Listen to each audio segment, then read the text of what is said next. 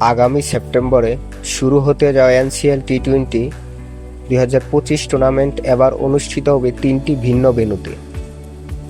Bangladesh cricket board BCB জানিয়েছে, গত বছরের মতো এবার অংশ নেবে 8টি দল, 7টি বিভাগীয় দল ও ঢাকা মেট্রো।